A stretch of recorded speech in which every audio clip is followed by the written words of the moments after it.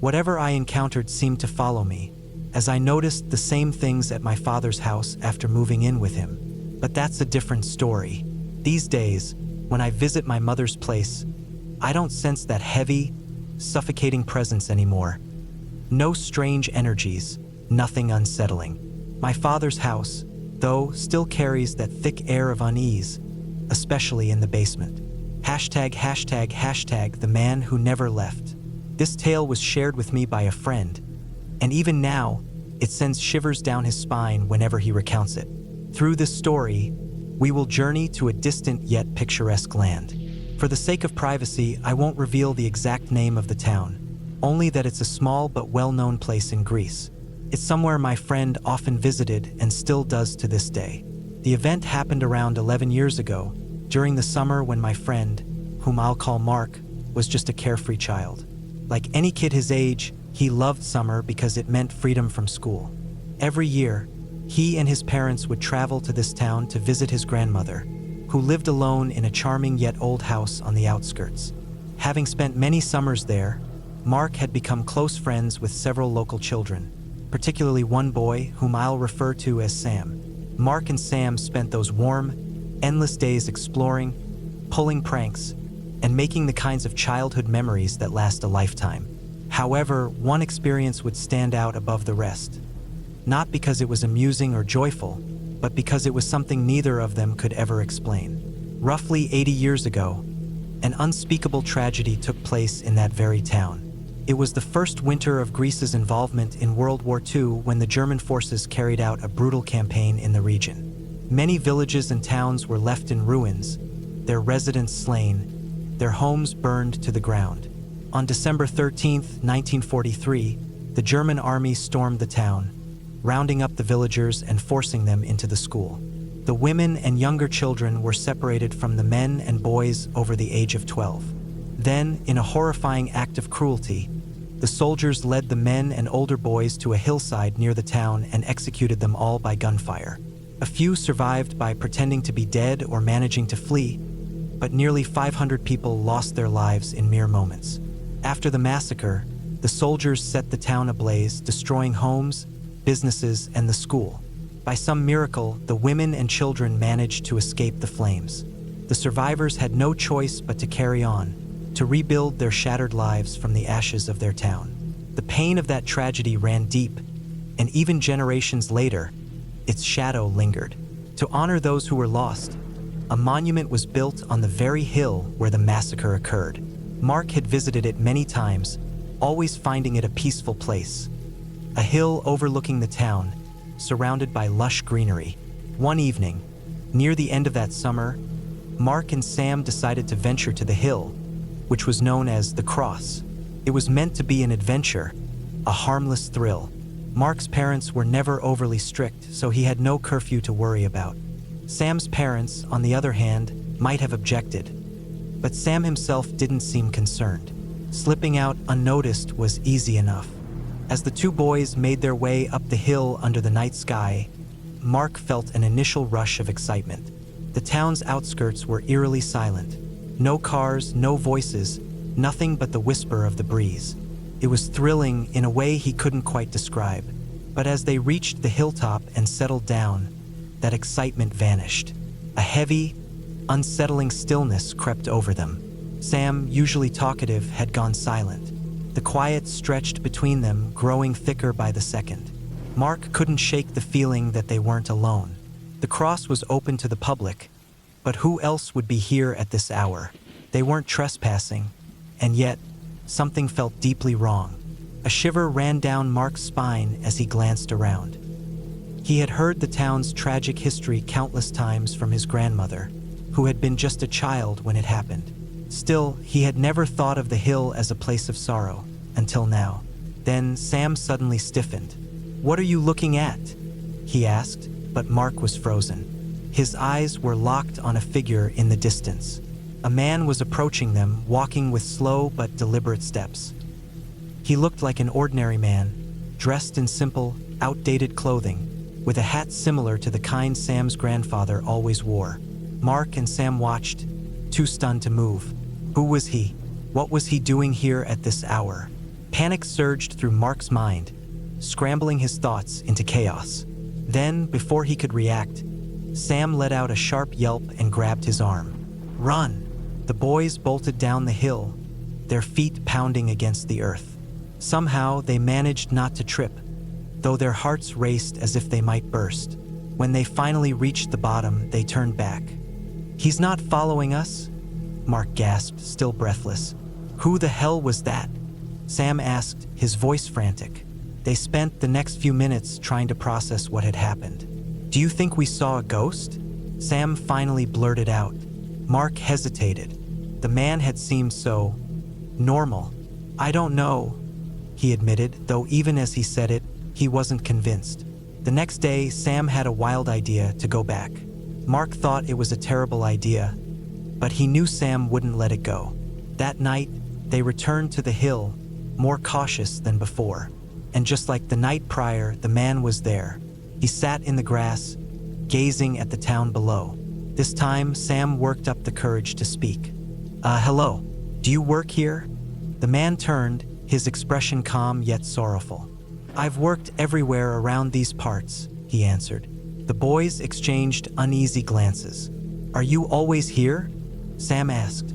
The man's reply sent an icy chill through Mark's veins. "I have to get back to my wife and children soon." Mark felt his stomach drop. Something about those words, about the way he said them, was deeply unsettling. "We need to go," Mark muttered to Sam, stepping backward. Sam, hesitant but obedient, took one last look at the man. "Are we disturbing you?"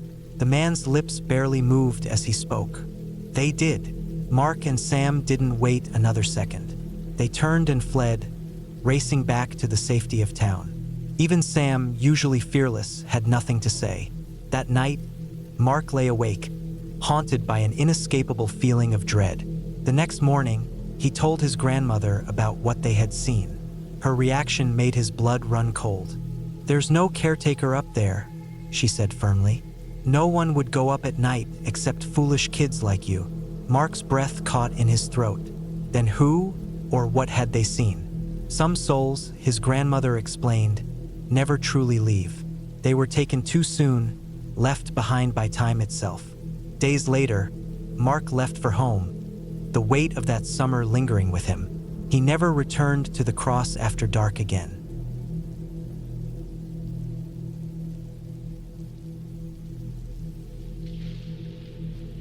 Beyond that eerie doorway or sorrowful landmark, enjoy.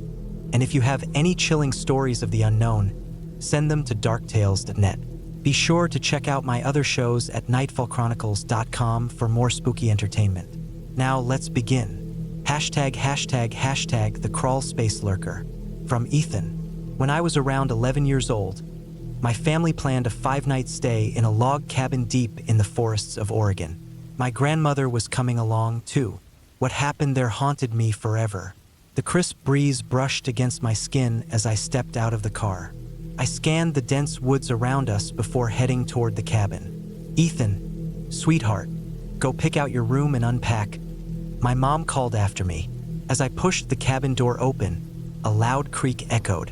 The space inside was large, with a couch facing a flat-screen TV. The kitchen connected seamlessly to the living room, with a counter lined with stools. I walked up the stairs, passing a bathroom before reaching my room. I screamed the moment I stepped inside. In the center of the floor lay a dead squirrel. Something had been gnawing on it, its insides smeared all over.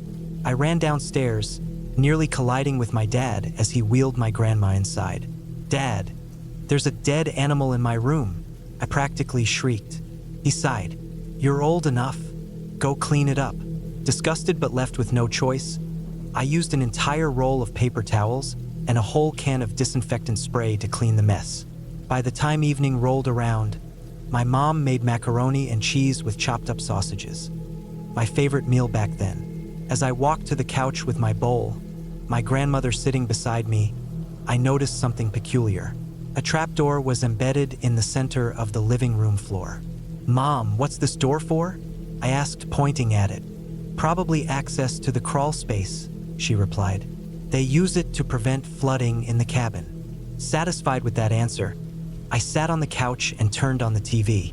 I still remember how good that meal tasted. Before long, it was time for bed. My dad had told me on the drive over about all the kayaking and fishing we'd be doing, and I was beyond excited. Snuggled under the warm blankets, I drifted off to sleep quickly. Around midnight, I woke up to an odd shuffling noise. Stepping cautiously out of my room, I left the door slightly ajar and peered into the dim hallway. Only moonlit shadows danced along the walls. The shuffling continued.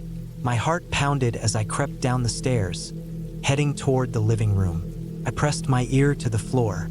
The sounds were coming from beneath the floorboards. A wave of dread washed over me. Something was moving down there. Being the reckless kid I was, I believed I could handle whatever it was. I grabbed my flashlight and decided to investigate. I opened the trapdoor. Dozens of small creatures, probably rats, scattered as I climbed into the cold, damp space. It was enormous, a maze-like crawl space stretching far beyond what I expected. I kept moving forward, unsure whether I was brave or just plain foolish. I crawled until I spotted a dimly lit corner about 10 feet ahead. Then movement. I lifted my flashlight. A hunched figure stood there, its long arms tucked close to its body. Its pale skin almost glowed in the darkness. Its eyes reflected the light back at me like a predator's. I froze. The thing screeched. I must have startled it with the flashlight. You better believe I turned and bolted. It moved fast, too fast. I glanced back only once, to see it chasing me. It used its grotesquely long fingers to grip support beams, pulling itself forward with terrifying speed. My mind raced. Had it been feeding on the rats? Was that what I found in my room earlier? If it could do that to a small animal, what could it do to me? Panic set in. I felt lost in the dark, winding crawl space, and the creature was gaining on me. Just as I thought I was doomed, I spotted the trapdoor ahead. Summoning every ounce of energy, I lunged for it. Scrambling out, I felt something brush against my ankle, hot breath against my skin. I kicked wildly and slammed the trapdoor shut. The creature clawed and shoved at the door from the other side. I threw my weight on top of it, heart hammering. After what felt like an eternity, the struggle ceased. I bolted to my parents' room, banging on the door. "Dad! Mom!" I screamed. Groggy, my father opened the door. "Ethan, what in the world? There's something in the house." I tried to explain, desperate for them to listen. But he didn't believe me. "It was just a nightmare," he muttered, guiding me back to my room. I didn't sleep for the rest of the night. Morning came and I forced myself to act normal. Over breakfast, I tried to shake the fear. Later, I joined my dad out on the lake for some fishing. We didn't catch much, but I cherished the distraction. By nightfall, we roasted marshmallows over a fire. My mom and grandma shared stories of camping trips from years ago. The s'mores were delicious, perfectly gooey. Still, I dreaded bedtime. Somehow, I managed to fall asleep, but I woke up again. This time, I heard the unmistakable creak of the trapdoor opening. My stomach dropped. Cupboard doors in the kitchen slammed open and shut. My breath hitched. Was it searching for me? Then the floorboards creaked. Was my bedroom door locked? Could it even open doors? After all, it had managed to open the trapdoor. My mind raced with questions I had no answers for. Scratching sounds echoed from the hallway. The doorknob jiggled. I held my breath. Suddenly, everything went silent until another door creaked open. My father's voice bellowed, "Get out of here!" A monstrous screech followed. Then the sound of shattering glass. I rushed to my door and yanked it open. My dad stood outside his bedroom, gripping his fishing knife. To my right, a trail of blood led to a shattered window. That same night, we packed our bags and left that cursed cabin behind forever.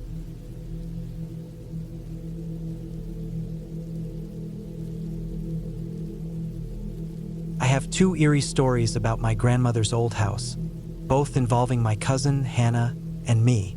Sadly, Hannah passed away in a tragic car accident in 2015, so she won't be able to hear our stories retold. But I'm sure she would have loved the idea of them being shared. From a young age, Hannah and I were captivated by anything spooky. Ghosts, haunted places, strange occurrences, you name it. We were obsessed. We devoured horror movies and paranormal TV shows, often watching them late into the night. Her dad was a huge horror fan too, so he frequently took us to the theater to see the latest scary films. We even wrote our own creepy stories and illustrated them with terrifying drawings. We loved the rush of fear, huddling under blankets together whenever things got a little too intense. Most of the time, it was just harmless fun, but there were a few moments that made us question everything. My mother was never a fan of our obsession with the supernatural. Coming from a strict Catholic family, we attended church every Sunday and said our nightly prayers without fail. As a kid, I suffered from frequent nightmares, and my mom always blamed them on the scary movies and ghost stories we indulged in.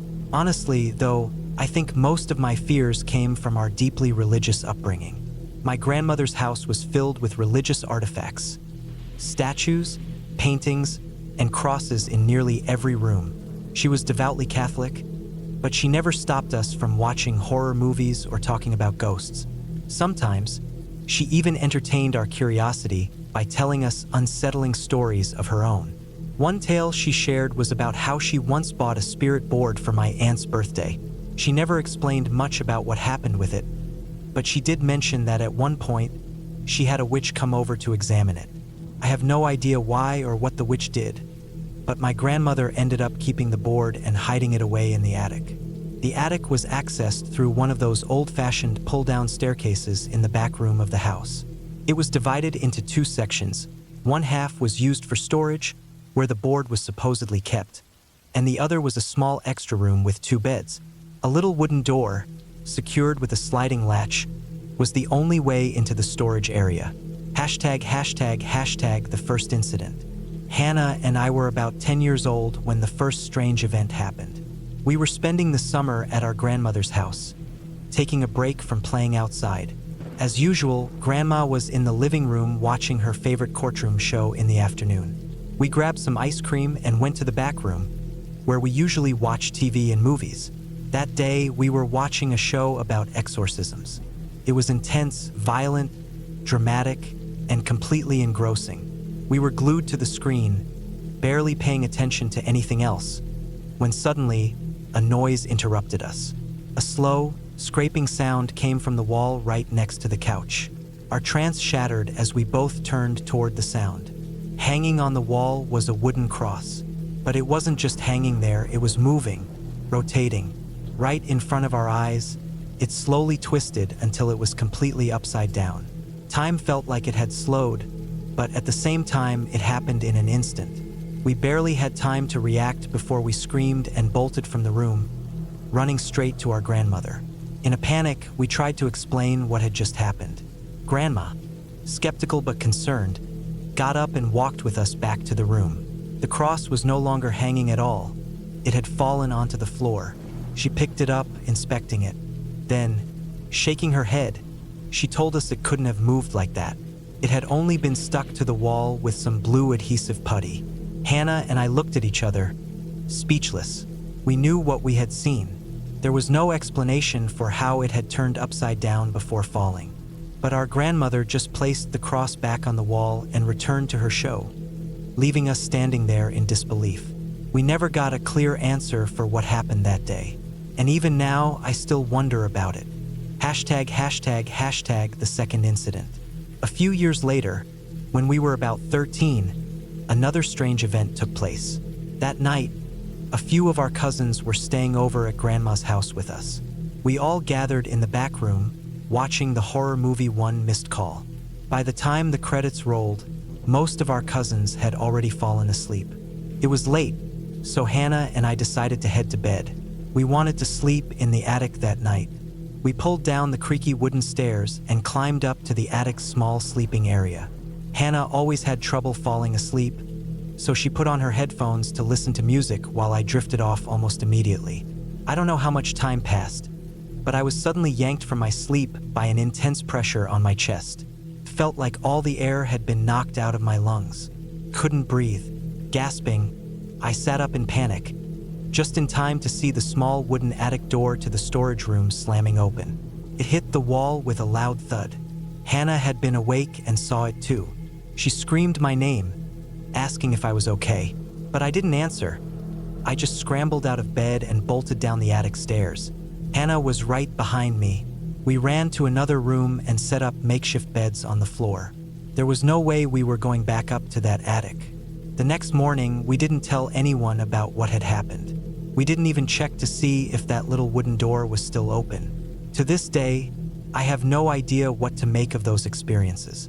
I can still remember the feeling of suffocating, the sheer terror of seeing that door burst open on its own. It was as if something had been watching us that night.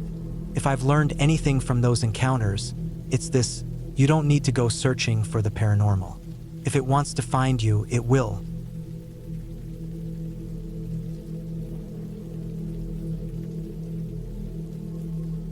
Ever since then, I haven't seen or heard anything unusual, but the memory of those 3 incidents still lingers, filling me with unease and a knot in my stomach. I keep reminding myself there's no way something like that could exist in my quiet coastal town, but a small part of me still wonders. #### my ex's attachment. I want to start by mentioning that this story contains sensitive topics, including domestic violence, assault, and harm to animals. I apologize for the length, but a lot of details need to be included for it to make sense. I'm a 20-year-old woman. When I was 18, I had just gotten out of a 3-year relationship that consumed my teenage years. Being young and inexperienced in relationships, I turned to dating apps quickly.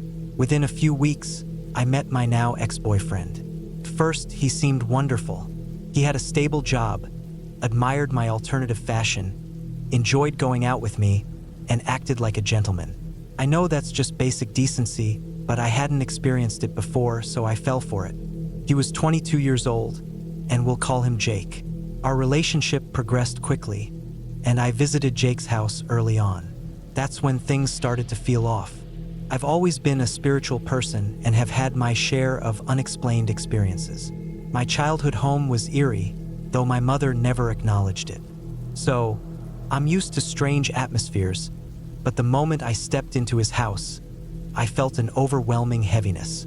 The air seemed dense and unwelcoming. At first, I dismissed it as nerves, but that explanation didn't hold for long. Objects in the house would shift places on their own, and I would get blamed for losing things. Items would disappear, only to be found under furniture or in odd locations like inside kitchen cabinets or behind the couch. At times, I thought maybe the dog had done it, but it didn't explain why things ended up in such strange spots. Over time, I noticed that the hallway outside his bedroom was significantly colder than the rest of the house. It gave me such an intense sense of dread that I often ran past it just to avoid standing there for too long. I began seeing dark shapes, like shadows, moving in my peripheral vision. Sometimes, it looked as if someone was peeking around the corner. These occurrences became undeniable when I was home alone. Jake's dog never left my side, always sitting next to me or on my lap, occasionally growling at seemingly nothing near the bedroom door. It was as if she was protecting me. I started closing the door, which helped a little, but she remained on guard.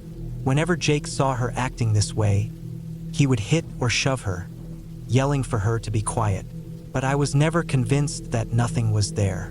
Once, I mentioned these strange happenings to his mother, and she told me she believed Jake's grandparents still lingered in the house. She had also experienced odd occurrences, but reassured me they meant no harm. That explanation calmed me temporarily, but soon, things escalated in ways I never expected. As time went on, I began having terrifying nightmares. I dreamt of harm coming to my younger relatives and of something watching me. I started experiencing sleep paralysis frequently, something I hadn't dealt with in years. The paranormal disturbances seemed to intensify alongside the abuse. One night, during one of the worst periods of the relationship, I was in deep sleep when I was violently yanked awake. Something had grabbed me forcefully, leaving bruises on my arm. It felt as if it was trying to pull me out of bed. Panicked, I started crying. I woke Jake, but he just yelled at me to go back to sleep and stop being ridiculous. Eventually, I managed to calm down and fell asleep again. only to wake up an hour later to something far worse. Standing on Jake's side of the bed was a towering figure. It was unnaturally tall, wearing a dark suit and an old-fashioned hat. Its arms hung so low that its long, bony fingers reached past its knees. First, it just stood there, staring at me. Then, it slowly extended a hand towards me. I scrambled back, pressing myself against the wall, trying to get away from its reach. I could feel its fingers barely grazing my arm, and I started sobbing uncontrollably. It loomed closer and closer. At that moment, Jake woke up, turned on the light, and the figure vanished. It felt as though whatever it was, it wanted me out of that bed, out of that house. I felt an overwhelming sense that it wanted me gone. I kept the lights on for the rest of the night. Shortly after, Jake sexually assaulted me. I finally left him, got a restraining order, and took legal action. The experience left me with immense trauma. Since then, I've never seen that figure again. No more nightmares, no feelings of dread, nothing. That relationship lasted just under 6 months, and in that time, I endured extreme abuse. He isolated me from my loved ones, threw objects at me, drove recklessly to scare me, refused to let me leave, manipulated me, and ultimately, assaulted me. After the breakup, he stalked and harassed me obsessively, refusing to leave me alone. This background provides insight into the kind of person Jake was. To this day, I still don't know exactly what happened to me, but I've come to believe that Jake had some kind of attachment. And as time has passed, I've begun to wonder, maybe it wasn't trying to hurt me. Maybe it was trying to drive me away so I wouldn't have to endure the horrors that followed. Perhaps scaring me was the only way it knew how to protect me. Or maybe it was simply a reflection of the truth I already sensed but refused to accept.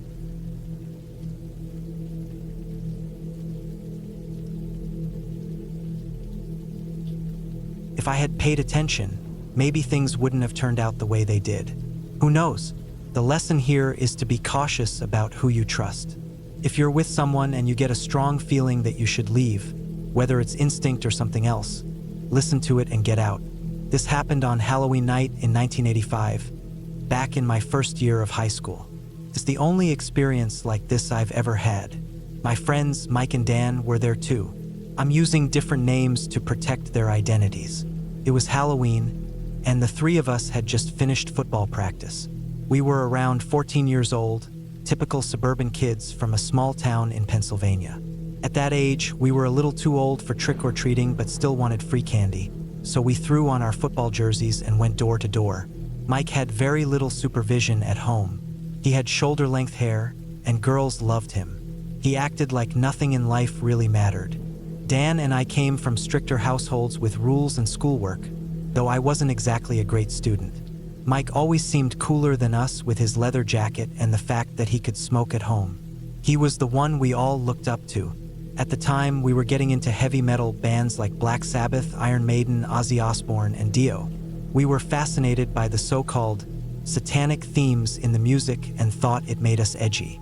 We even played Led Zeppelin records backward, searching for hidden messages. If you grew up in the 80s, you'll understand. Mike made a metal cross in shop class and sometimes wore it upside down.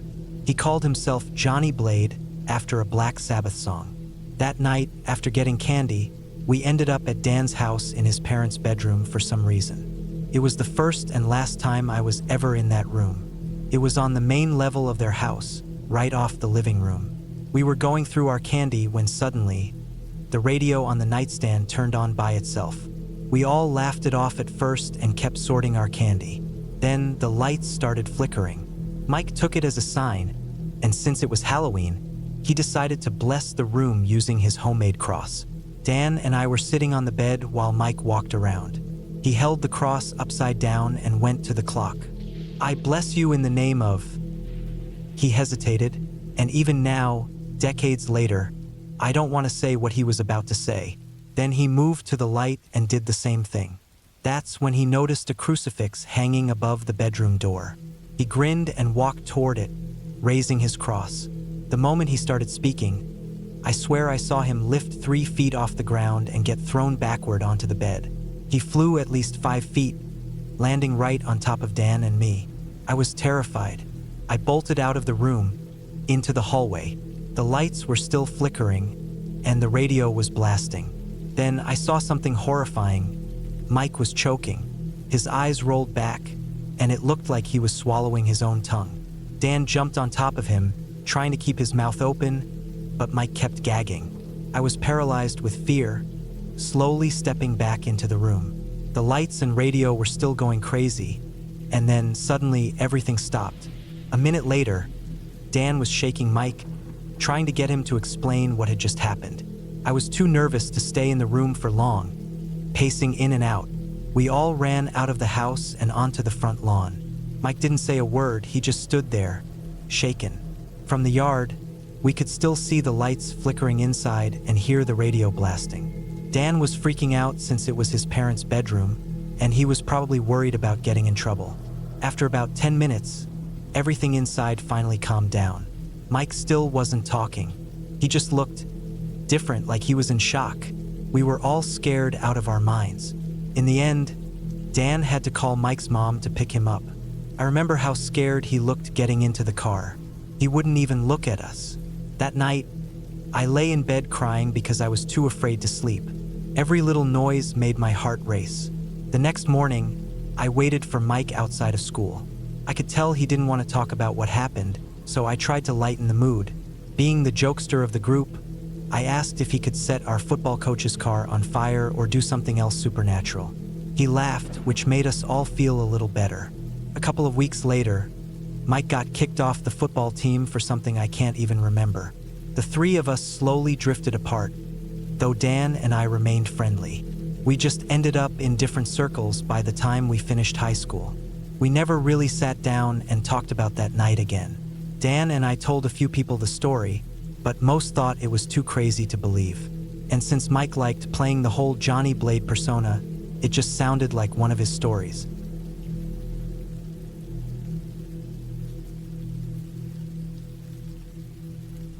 We gathered our belongings and left the cabin without saying a word.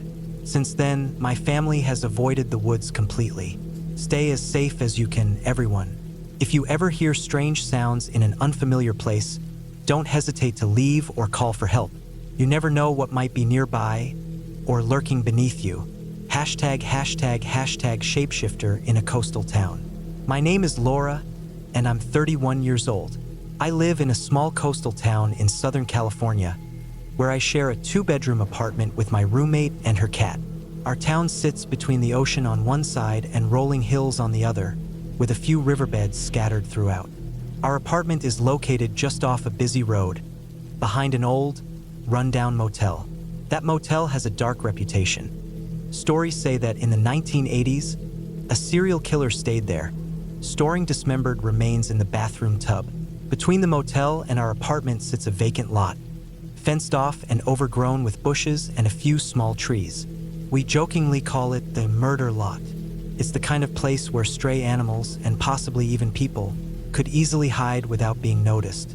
A narrow path winds through the lot, passing by our bathroom window. The window itself is about 6.5 feet off the ground, too high to see into, but I always feel uneasy when walking past that area, especially at night. I don't usually use cannabis, but one evening, my roommate gave me an edible after I complained about muscle pain from a long weekend. That night, I had a vivid dream about being chased by a shapeshifter. I woke up with my heart racing but brushed it off as a side effect of the THC. After that, I never had another dream like it. One night, when my roommate was out of town, her cat slept in my room. We were both startled awake at around 4 a.m. by a loud beeping sound, like a smoke alarm. It seemed to be coming from my room. I sat up, feeling hot and sweaty, immediately assuming there was a fire. Still groggy, I scrambled to make sense of everything, but by the time I was fully alert, the alarm had stopped on its own. I got up to check things out, expecting to see smoke or flames. When I looked out the living room window, I saw nothing, except for a pure white cat I had never seen before. It stood perfectly still, staring into the overgrown lot. Something about it made me freeze. I watched it for a long time, neither of us moving. My roommate's cat wandered over and flopped onto his back at my feet.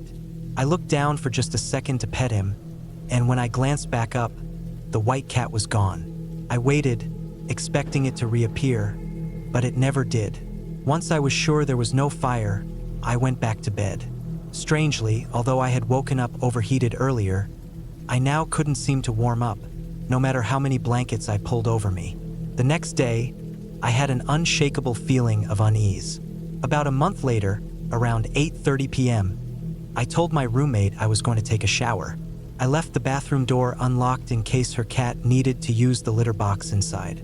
As I was rinsing my hair, I heard a knock. It sounded like it came from the bathroom door.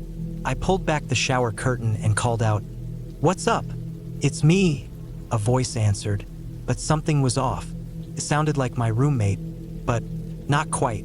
I didn't think much of it at first since we sometimes spoke to each other in funny voices. Assuming she was letting the cat in, I opened the door, but there was no one there. I stood frozen in the warm, humid air, my heart pounding. What just happened? After a moment, I slowly closed the door, my mind racing. When I finished my shower, I asked my roommate if she had knocked. She looked confused and said no. She hadn't moved from where she was sitting the entire time. That night, I went to bed feeling unsettled. The next morning, I realized something that made my stomach drop. The knock I had heard could have come from the bathroom window, not the door. The final incident happened a few weeks later, about 2 weeks ago. I was lying in bed, just about to fall asleep, when I heard frantic shouting from somewhere outside my window. "Help me! Someone, please help me!" The voice sounded wrong, like it wasn't being spoken naturally. I listened closely as the words repeated, over and over, growing closer. Eventually, it sounded like the voice was coming from just down the street. I peeked out the window and saw nothing, but the cries continued. Other neighbors came outside to investigate, drawn by the noise. I grabbed my phone and called 911, reporting what I thought was a man in distress. I stayed by the window watching. After a while, the neighbors gave up and went back inside. I remained on alert. Then, in the distance, I saw movement. Something or someone crossed beneath a streetlight. The way it moved was unnatural.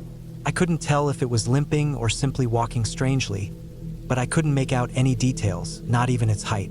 That was it for me. I had done my part by calling for help. I turned off my light and did my best to sleep, all the while keeping my ears open for anything unusual.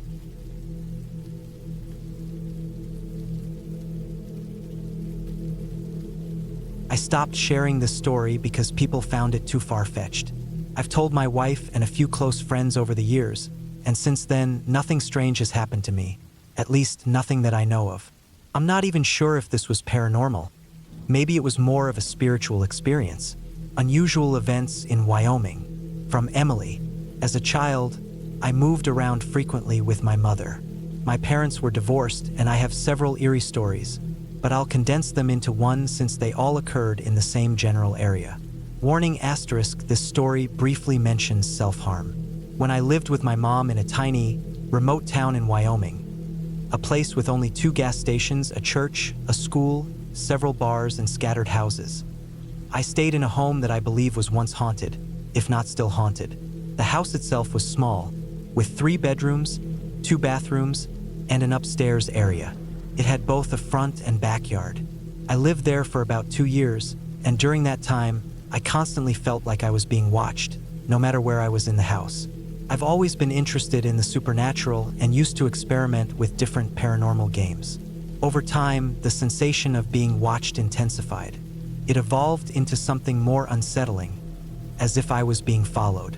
I often saw shadowy figures that usually just stood there, observing me from a distance. Occasionally, I would feel an icy touch on my shoulder or back. Despite their eerie presence, I convinced myself they meant no harm, so I tried to ignore them, hoping they would ignore me in return. As time passed, the occurrences escalated. My paranoia grew, and the constant sense of being watched became overwhelming. I started waking up with faint scratches on my sides, stomach, and arms. My dogs never slept in my bed, and I had never experienced this before.